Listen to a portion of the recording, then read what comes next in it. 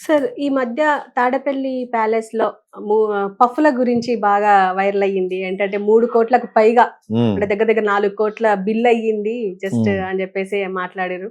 అయితే దీనికి సంబంధించి సాయిధరమ్ తేజ్ ఇంత అవ్వడం పెద్ద ఆశ్చర్యం ఏం లేదు. అందులో మీరు కూడా ఉన్నారా సార్ అని చెప్పేసి వైసీపీ నేత జగన్‌ని అన్నారు. అయితే దీనికి కౌంటర్‌గా అక్కడి వైసీపీ కన్వీనర్ ఎన్ఆర్ఐ అయిన ఒక డాక్టర్ మాట్లాడారు. "మీ సేఫ్ హ్యాండ్స్ ఎక్కడ? క్యాంటీన్‌లో ప్లేట్లు సరిగ్గా కడగట్లేదు అంటున్నారు గదా! హ్మ్. మీరెళ్లి కడగండి" అని చెప్పేసి ఇట్లా హ్మ్. హ్మ్. ట్విట్టర్ వార్ జరుగుతుంది. దీని హ్మ్. గురించి మీరేమంటారు? కొంచెం బూతులు మాట్లాడ్డు గాని, ఇంకొక హ్మ్. అతను పంచి ప్రభాకర్ అన్నది బూతులు మాట్లాడతాడు. అతను కూడా పాయింట్ మాట్లాడతాడు. ఆ ఒక్క బూతులే బాగోవు. హ్మ్. నాకు ఈ మధ్యన వాట్సాప్‌కి వచ్చాడు కానీ నేను పెద్ద పలకలేదు. ఎందుకంటే ఏం మాట్లాడతాం ఇప్పుడు వైసీపీకి సీన్ లేదు. వాళ్ళు ఇంక ఏదో విధంగా జగన్‌ని పట్టుకునే ఉండాలి. అందులో ఇతనొకడు. ఈ హ్మ్. చింతా ప్రదీప్ అన్న అతను ఒకడు. ఏదో చెప్తా ఉంటాడు. ఇంకా సమర్థించుకుంటూ ఉంటాడు. జగన్ చేసిన మర్డర్‌ని కూడా సమర్థిస్తూ ఉంటాడు. అది అది అర్థం అవుతది. అది వాట్ ఈస్ దట్ అని.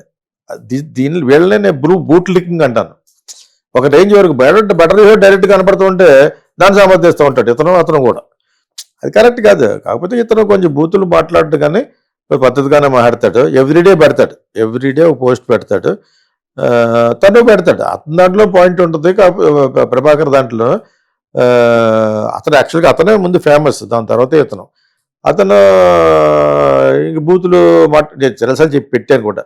ఈ మధ్యన ఈ call me I didn't feel ఏం మాట్లాడతాను నేను వాట్ విల్ లేట్ మీరు మాట్లాడేది తప్పని మాట్లాడలేం కదా. ఇతను నాకు ఎప్పుడు చేయలేదు కానీ ఇతనికి ఒకసారి అడ్వైస్ ఇచ్చాను ఎప్పుడు లాంగ్ బ్యాక్ 1 year బ్యాక్. మనం చెప్పిన దాంట్లో స్ట్రెంగ్త్ ఉండాలి. సో దాని ద్వారా నీ క్యారెక్టర్ బయటపడుద్ది. నీ క్యారెక్టర్ డైరెక్ట్గా బూట్ లికింగ్ కింద కనపడకూడదు. వీళ్ళేమో పెట్టారు పఫ్ఫులకు 3 కోట్లు అవుద్ది అక్కడ నానని వీళ్ళు జగన్ మీద ఉన్న అక్కస్తోటి ఎవడైనా చేస్తాడు.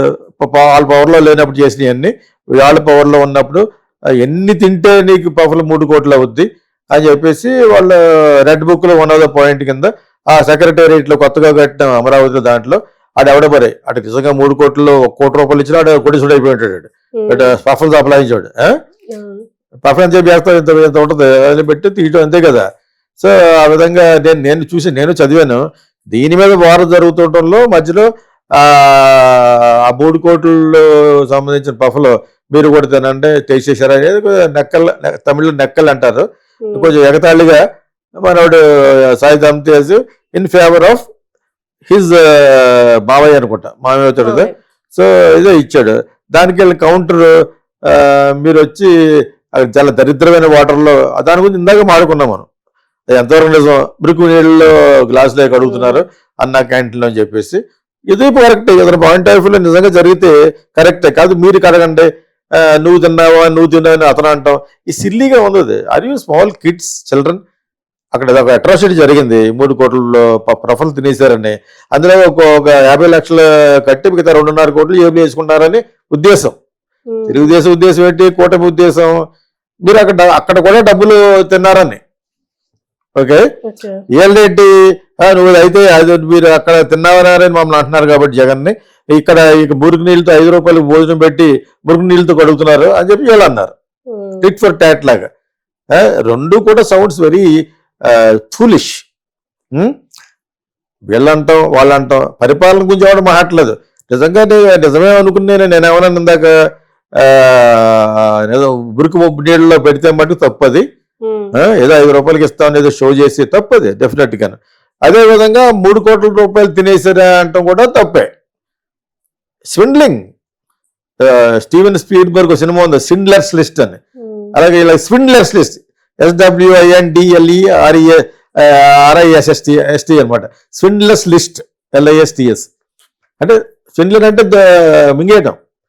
డబ్బులు దొబ్బేసే వాళ్ళు స్విండ్లర్స్ అంటారు. స్విండ్లింగ్. అలాగా వాళ్ళు ఎలాగో డబ్బులు దొబ్బేశారు.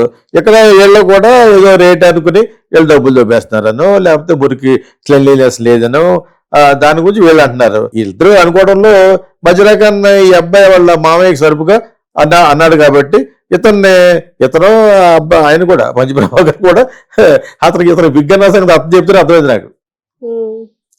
సాయంత్రం విగ్ అట ఒరే విగ్ అని చెప్తున్నాడు ఏదో అని చేత అతను అలా చెప్తాడు. కొంచెం స్ట్రాంగ్గా ఉంటుంది కామెడీగా ఉంటుంది యాక్చువల్గా.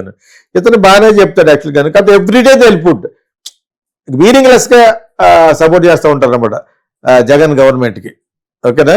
సో ఇద్దరు డాక్టర్స్ అనుకోండి, ఇతను ఈయన కొంచెం పద్ధతిగానే చెప్తాడు కానీ ఫర్ ఎవ్రీథింగ్ ఓన్లీ ఫర్. ఇంకేంటి మరి అంటే ఫర్గా మాట్లాడదామని ఒప్పుకున్న వాళ్ళు ఫరే మాట్లాడతారని నాకు అర్థమైంది. ఇప్పుడు మళ్ళా ఎవరు మాట్లాడరు, ఎవరు తప్పు అయితే ఎవరు ఎక్కడెక్కడ అట్రాసిటీ జరుగుతుంటే అలా మాట్లాడాలి.